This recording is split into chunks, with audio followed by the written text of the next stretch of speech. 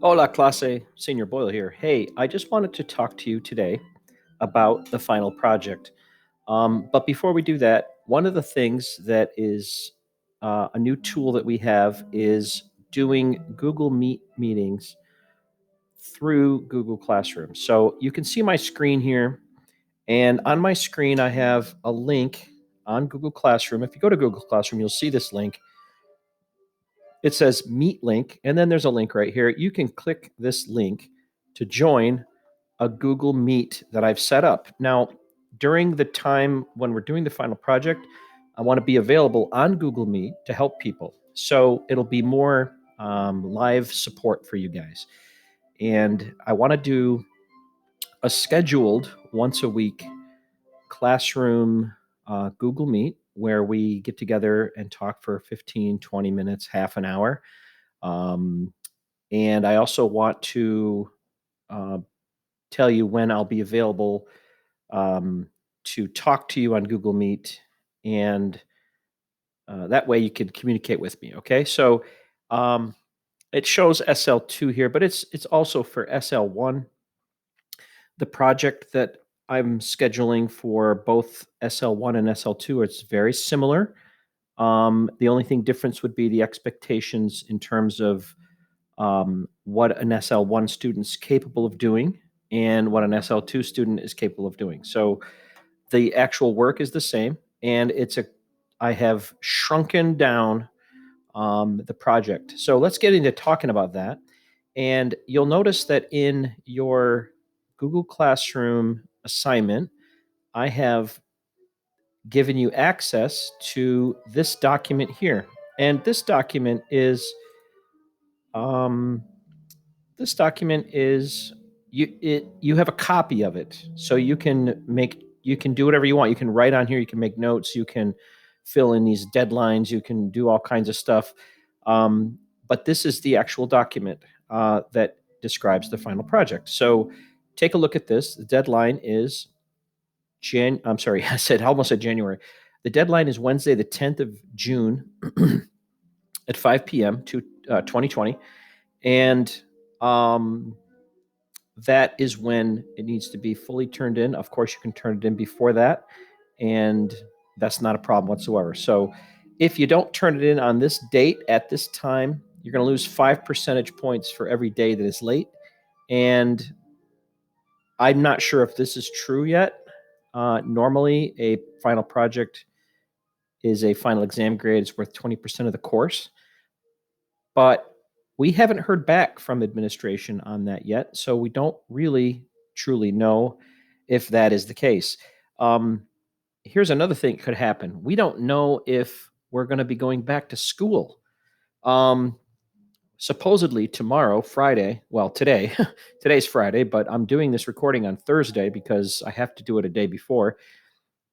The governor is going to make an announcement as to whether or not we're going to go back to school. And more questions will be answered at that point. So I'm showing you all this, but if the school district says we're not having any final projects or any final exams, then we're not doing this. If the school district says yes, continue as you would normally continue, and you're going to have whatever final assessments, then we will do this. But remember that there are many people who have purchased college credit for this course and are expecting SUNY Potsdam to give them credit, and SUNY Potsdam is expecting us to provide this as well as we want to for ourselves. So anyway, here is a description of the final project. It's student designed. Okay, the student will design the project, and you'll just design the project within the guidelines below. Um, Carefully adhere to the IB standards for academic honesty. Make sure that your work is original. Make sure that if you utilize a source that needs citation, that you properly cite that with MLA format. I'm not asking you in this project to do any writing, so you won't have to do any formal citations like that. But if you utilize photos or if you utilize articles or whatever you decide to do, you're going to need to make sure you give credit to that. And I think you can probably do that at the end of a video, or you can turn in a sources page that's typed up in MLA format and turn that into Google Classroom if necessary. I think you can do this project without that, but just to make sure that we cover that base. I don't know if you can hear my daughter practicing, but I am looking forward to her playing Sunday night. Okay, there are three basic sections that will be graded. The proposal, which is a Google Doc, that's 20%. The video, which is 60%, it's a speaking component, and 20% self-reflection. All of this is in Spanish, including the proposal and the self-reflection. So, what is the proposal? Well, I'm going to get to that in a second. I'll show you all about how to do that. Don't overthink this, okay? It's pretty simple. It can all fit on one piece of paper. It is in Spanish, but it's really not complicated. And there's a sheet in this document that shows exactly what to say. So that's actually pretty easy.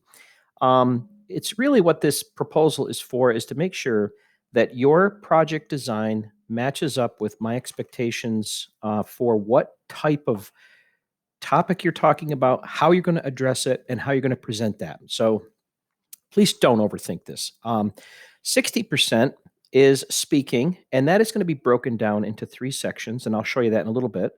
And really what this is just a video where you present your project, okay? You're going to present this orally. So for example, maybe your one of the students said, I want to talk about food. I want to present some kind of a food thing. And I'm like, okay, great. Why don't you make like a little cooking show at home where you demonstrate to us how you're cooking a particular food item. It's authentic, right? It's a Hispanic, Spanish language culture relevant dish, and you show us how to do it, and you present that. So that's a video. When you're making your video, you can either work alone or you can work with a small team. Now, your team probably shouldn't be more than, let's say, 4 or 5 people. And that's partly why we're doing a proposal, so that I can go, you guys want to do a 12-person project. Let me suggest that you split it into 2 or something like that. So anyway, your speaking component is a video in which you present your materials. The oral presentation, which is the video, must include an interactive format. Now, what that means is somewhere, it's not just you talking, but somewhere in your project, you have to show that you're interacting with somebody else. And you can do that in one of 2 ways. You can either record live your video with other people. So this letter A is for people working with a small team. So this would be an interactive oral communication with at least one other person, and those people that team will record their interaction all together. So let's say it's a news show and you guys are using Zoom and there are 5 people. Basically, what we'll see is a screen with the 5 students doing their news show all on the screen at the same time, and someone will record that interaction. Those students will talk to each other, they'll make their presentations, and then they'll turn that video into me. That's actually a really cool way to do it. And that way you can all do it at home, and you can collaborate from home through Zoom. If you need any training on how to use Zoom, let me know. So, like I say, this may be a live remote video like Zoom. It could be Skype. It could be a one-on-one Skype. It could be FaceTime. I don't know if you can record FaceTime, but you have to record the video interaction that you do. And here is another key. I probably should have put this in the introduction, but really, you're speaking for about 5 minutes total. So let's say one person presents for a minute, and then another person presents for a minute, and then another person presents for a minute. If we add up all of the time that you personally, as an individual, speak during the whole project, that has to add up to at least 5 minutes. If you're doing a project alone, then you have to present your particular project for about 5 minutes. Okay, so that's letter A. The letter A is for people who are working in a small team. Well, what if you're working by yourself? How do you interact with someone else? How do you make your video interactive? Okay, and the way you do that is you record a response to a video presentation or representation from one other student or one other group. So let's say, for example, McKenna does a demonstration on how to cook something, and let's say Jack decides he's going to do a project solo, and he's doing a research project where he presents his findings about some political dissent in Nicaragua.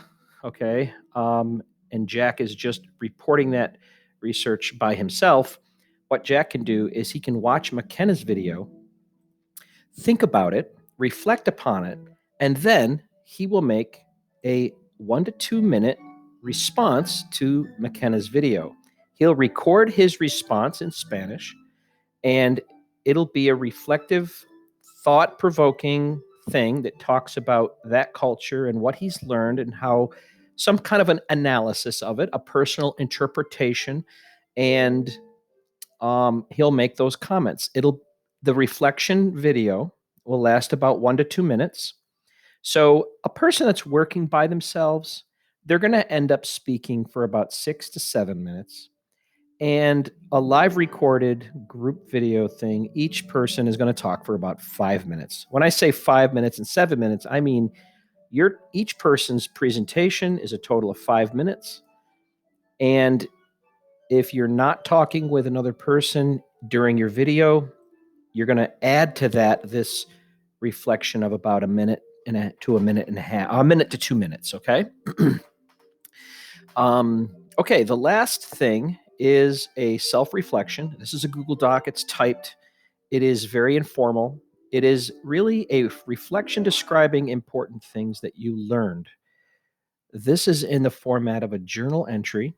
It's using first person, and it's an informal register. So you can say, yo, I learned during my project about the blah, blah, blah. And we want you to include details about your own experience during that project. Okay. Okay. Here are some deadlines. I know you have questions. If you have questions, write them down, and we'll get a chance to answer them.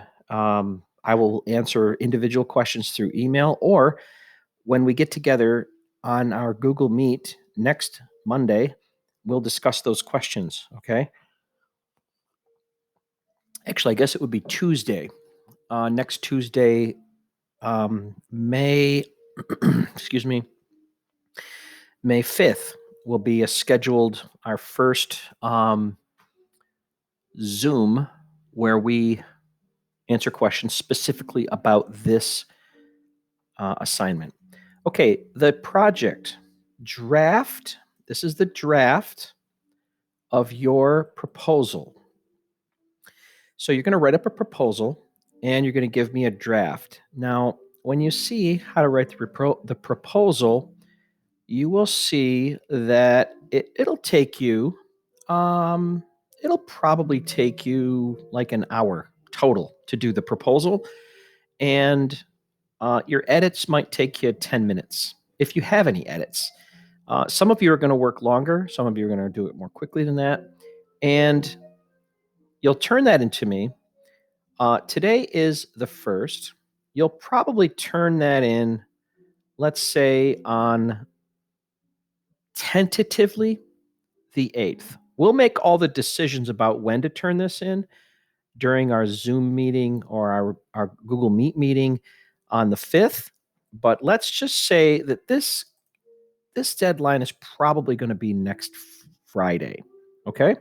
Number 2, after you propose you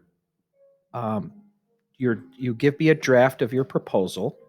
I'm going to read it, obviously. And if I love it and it doesn't need any changes, I'll just say go, and you'll just work on your project. I might ask for clarification. I might want to talk to you. So number 2 is a one-on-one with me where we discuss it. I'm thinking that this conversation will take no more than 10 minutes tops. Um, we can do it in Google Meet. We can share documents. We can talk to each other.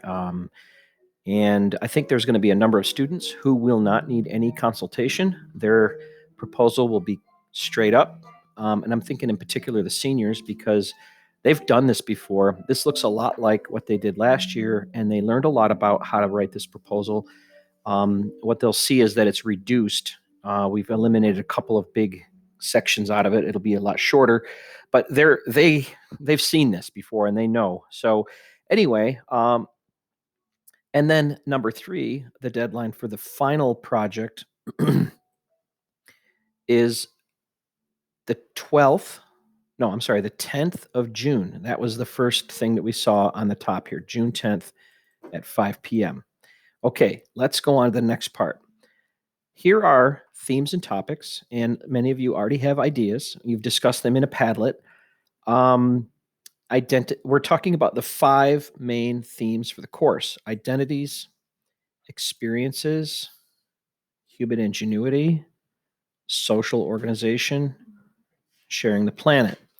I can give you this document in Spanish to help you use wording from it to understand how this is supposed to work. But for now, let's talk in English.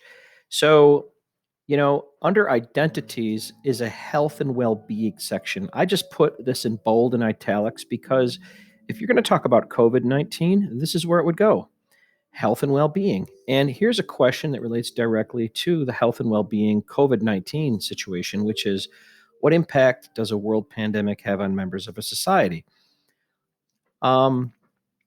So one of the things you're going to want to do is you're going to pick a topic that is in one of the 5 themes of the course, and you're going to discuss that, and you'll want to try to answer a question that's in this right-hand column that relates to the topic that you've picked. There are other questions relating to COVID, but they have to be a open-ended, big question. For example, what constitutes an identity? That's a big, big question. If you knew how to discuss it, you could talk about that one question for 30 minutes. And that's a lifestyle question. That's a language and identity question. How do we express our identity? That is a big, big topic. So if you think, well, how does food fit into this? Because everyone loves food, right? Well, food is down here: traditions, customs and traditions, um, leisure activities, and that's under experiences. So, food relates to culture and people. There's a historic and geographical reason why people eat certain foods. So, think of, I guess what you could do is think of what you're interested in and then kind of backtrack into this chart. But it has to be something that lines with the topics that are written in this chart. Okay. So keep in mind that we want you to pick a topic, and we also want you to answer at least one question and maybe more than one question in your presentation. Okay. If I decided to talk about language and identity, and I have about 5 minutes to talk, do you think that I could talk about how I express identity in 5 minutes plus other things? I probably could. I could fill up at least 5 minutes talking about that. And remember, the last thing I'll say about this before we go on, it isn't just one question you're answering. You're answering at least one question. You're probably going to answer more than one question if it's a good presentation. But I want you to not limit yourself to one question. That would be difficult. Okay. So you have this document. You can look through these and you can decide what to do. Okay. Here are some possible formats. How are you going to present what you've discovered and the thing that you're interested in? you could do, and people have discussed this. This is why it's first with bold and italics. People have proposed this verbally in the Padlet, which is like do a mini series of vlogs where you document your lifestyle and how you've coped with COVID-19 over a course of time. And it can be real or it can be somewhat fabricated too. So let's say on next, let's say 2 weeks from now, you decide on uh, let's say on May 13th, you decide, you know what, I'm going to record a vlog that covers 5 of the days during my quarantine. And in each one of those 5 vlogs that I'm going to create, I'm going to change my clothes to make it look like another day. You can do that. I mean, it's not, it's plausible, but it's not necessarily fully, completely true. You're not being a journalist here. So, this is something people have shown some real interest in. This is a mini series of vlogs. So you're actually home, you're vlogging, you're, like a YouTuber, and it's like you have your own YouTube channel and you're just opening a window into your life so that we can see what it likes to live like the way you live. Um, you could do a video interview. This would be with another person. There are people in the community who are Spanish speakers who would love to work with you on that. You might know some of those people. Mini documentary. You could research something and narrate your findings. Demonstration. I was thinking not to keep talking about McKenna, but she was talking about food and she was talking about cooking and showing us how to cook something. This is a wonderful idea for that.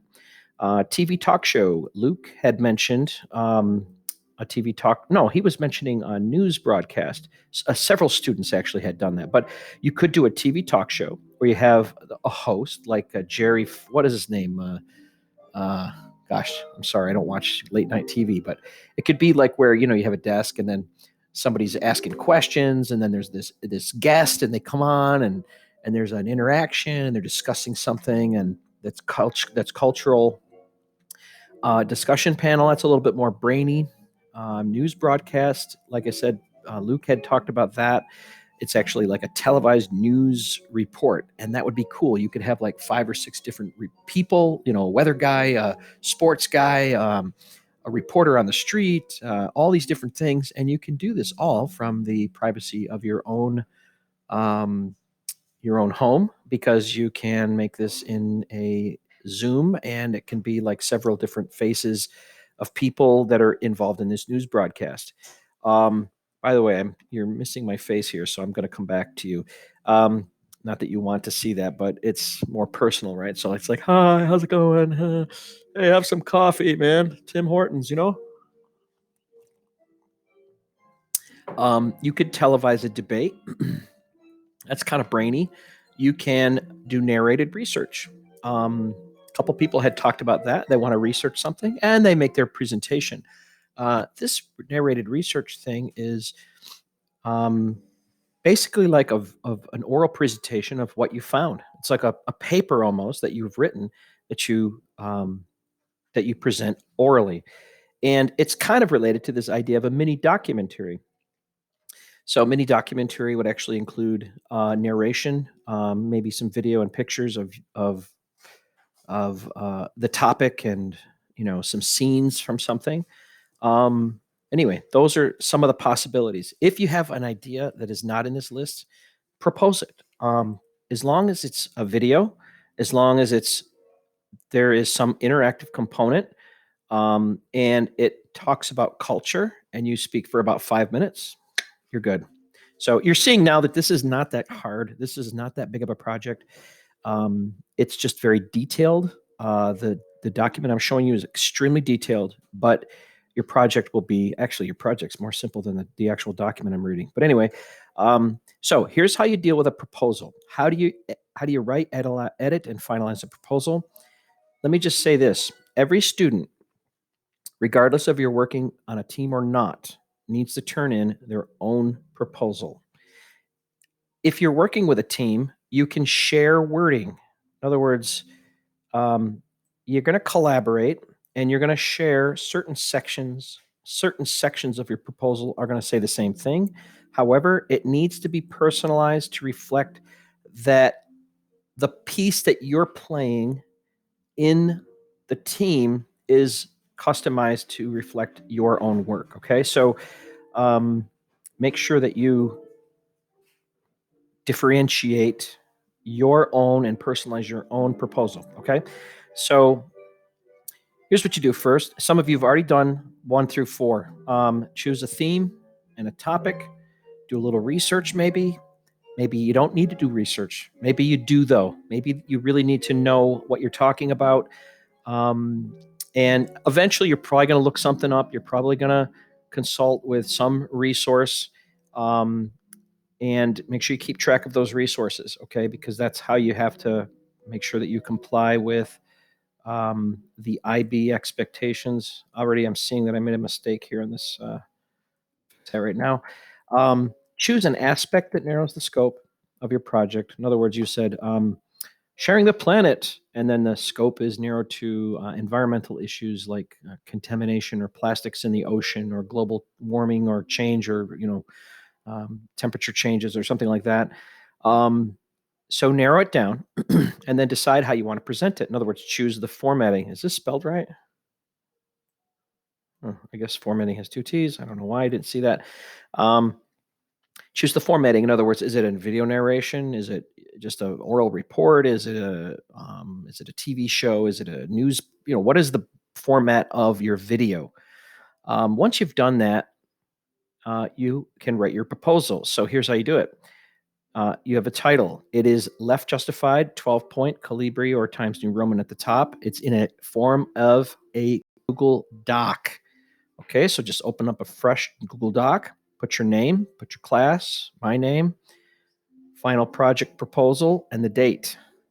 Okay, and then you're going to have a few paragraphs, 4 paragraphs. The first paragraph is, and it's number 2 because the first thing is title, right? So the first paragraph, I want you to label resumen. This is an overview of what you're going to talk about. 1 paragraph, and it might even just be 1 or 2 or 3 sentences. 1 paragraph describing the project. Introduce the project, okay? Number 2, what is the message? Tell me what you're going to talk about. The theme, the central theme. This is kind of like a thesis statement to your project. It's a central theme or message of the project. What is it? This is where you really, really, really got to think. You're not going to say, I'm going to do a cooking show. Like, okay, how does that, what question is it that you're asking and what question are you answering? It needs to be thoughtful.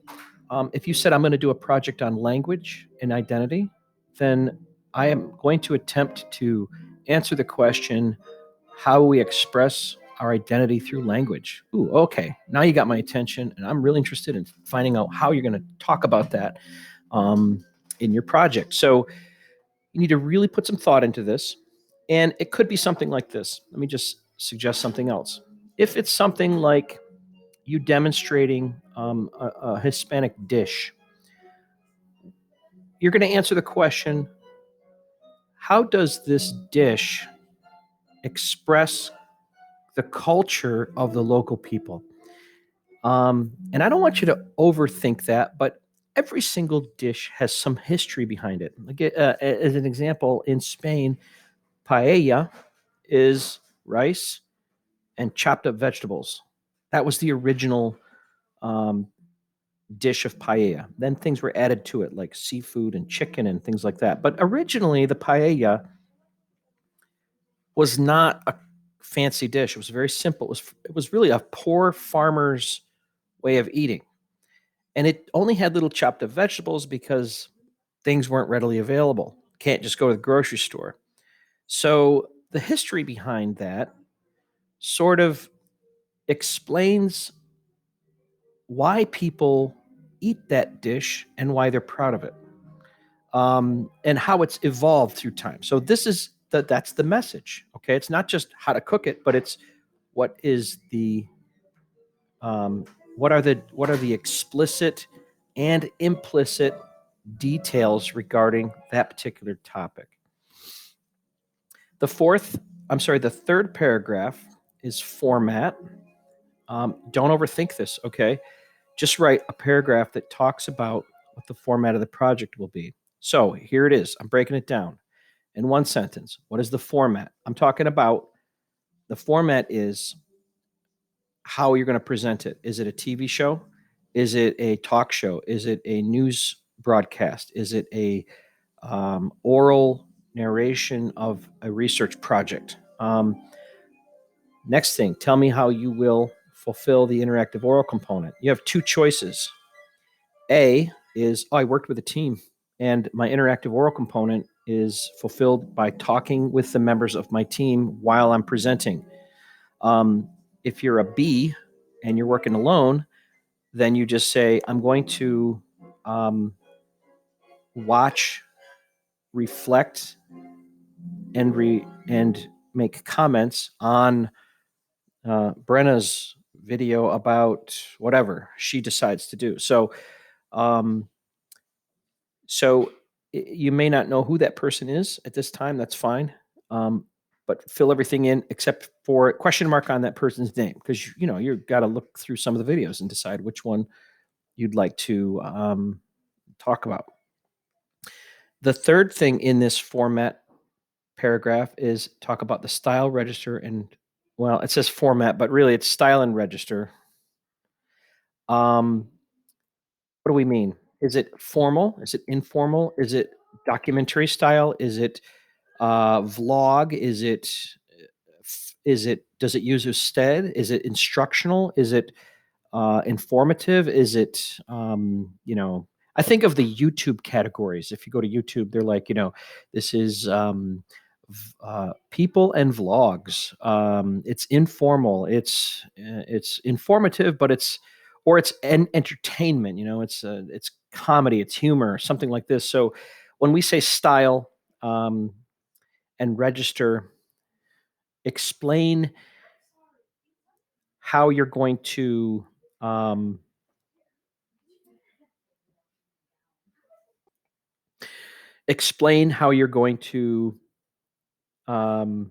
stylize your.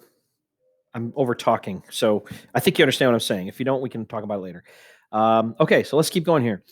The next thing is real simple. It's academic honesty, and you're just going to make a statement basically saying that you understand the principles of academic honesty for IB, that all of your work is original, and that any time that a citation is needed, if it's needed, you will provide citations, okay? And that you haven't shared things and you haven't done, you haven't broken the rules, okay? So you might want to take a look at that academic honesty thing real quick, and that might give you some ideas. Okay, so that is the proposal. It's, like I said, don't overthink it.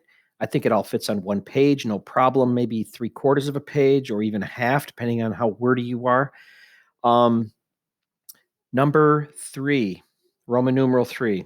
Okay, let's see. What was Roman numeral 2? Write a proposal. Roman numeral 3. You're going to turn this proposal in.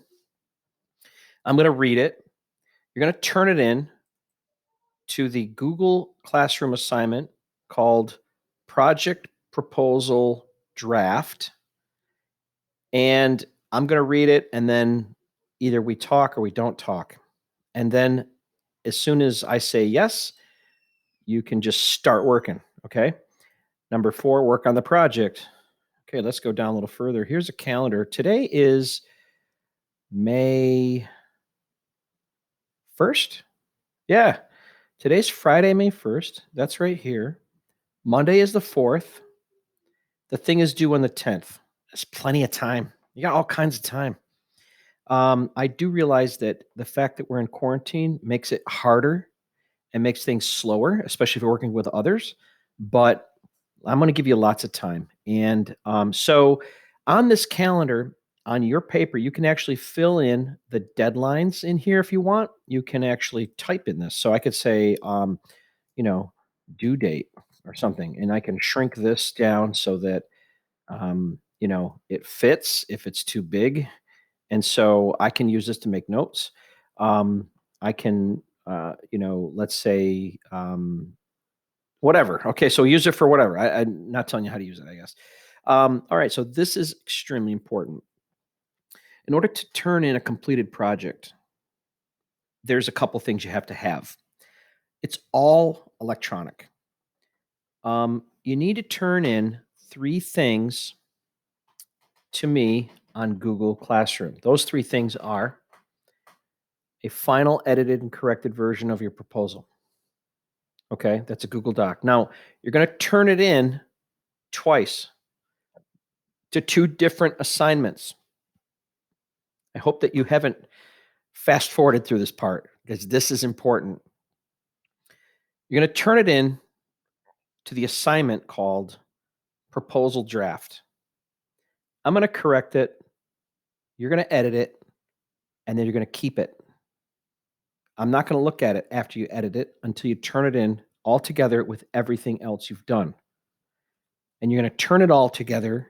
When you're done, you're going to turn it all in together, these 3 things, okay, in a different Google assignment called Final Project.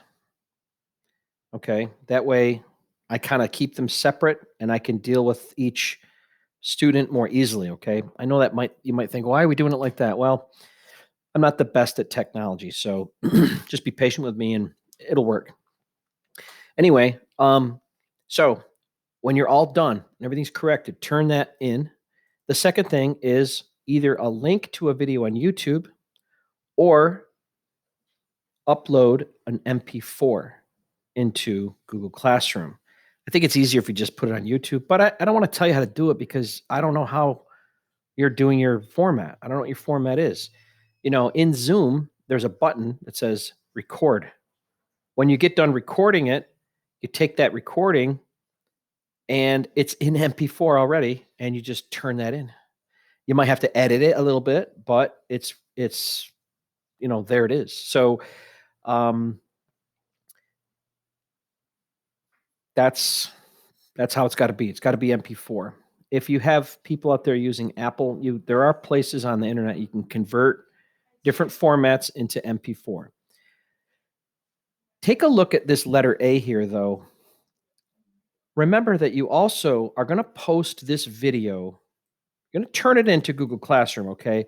But you also are going to post it on a Padlet. There's 2 links right here, one for SL1, one for SL2. And let me just click this and see what happens. I'm going to click it for SL1. It looks like this. And you're going to just push the add button. You can attach your link for YouTube right here. You probably aren't going to record it on Padlet. You're probably going to record it somewhere else and then attach it. So let's see, what else do we have? Yeah, these are like, okay, you can upload a file from your computer.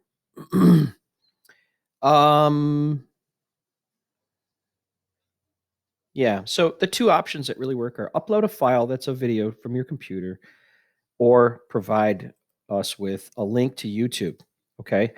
And those buttons are right there. So the one for SL2 looks like this.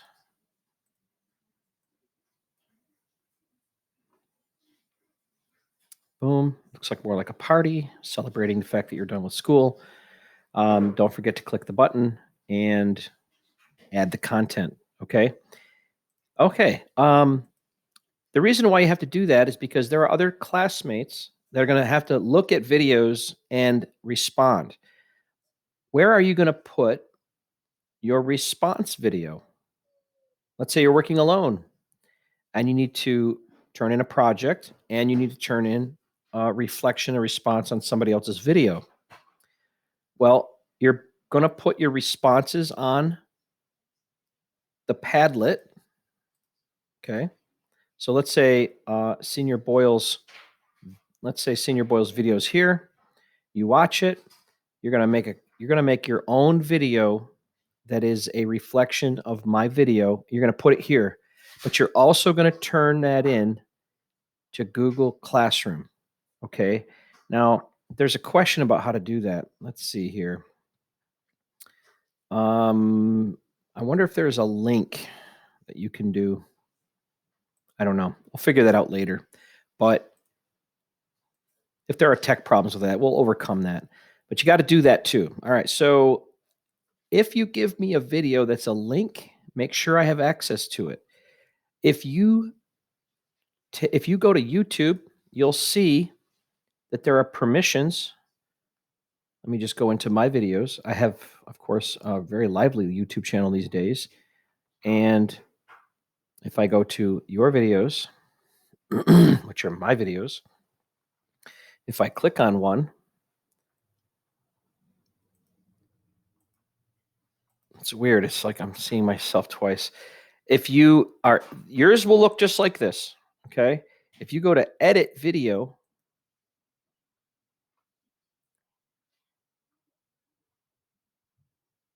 it will show you a screen.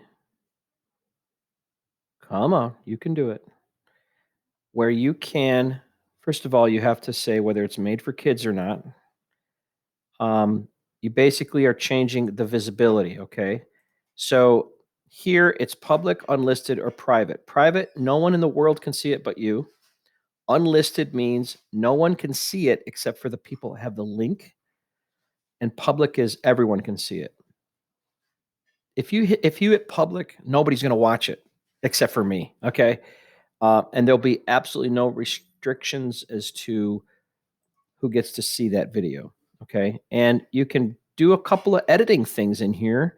The editing tools in YouTube are limited, but they do allow you to do a little bit of stuff like a cover sheet.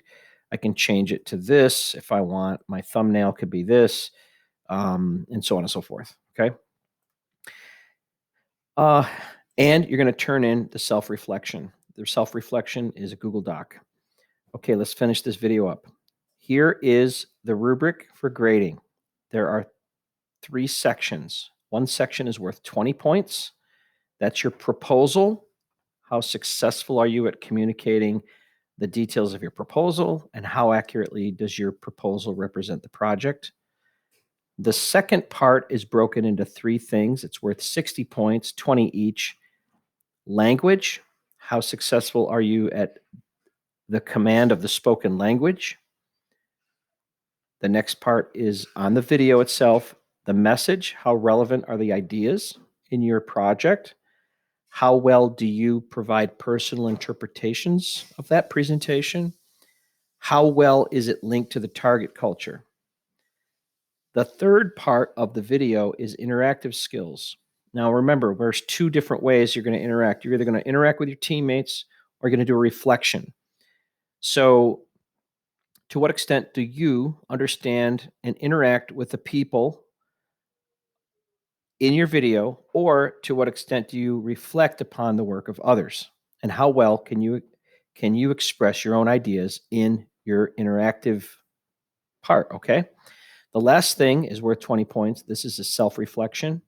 Remember, the self-reflection is a typed Google Doc, and it talks about what you learned and that kind of stuff. We did say that in detail up here, didn't we? Somewhere the reflection is. I think there was a part that talked about what the reflection is supposed to say.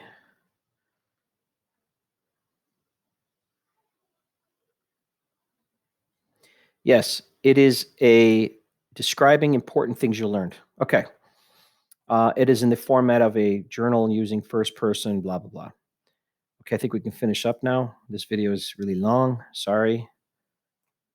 That's your rubric, and boom. Okay. Hey, guess what? Tuesday,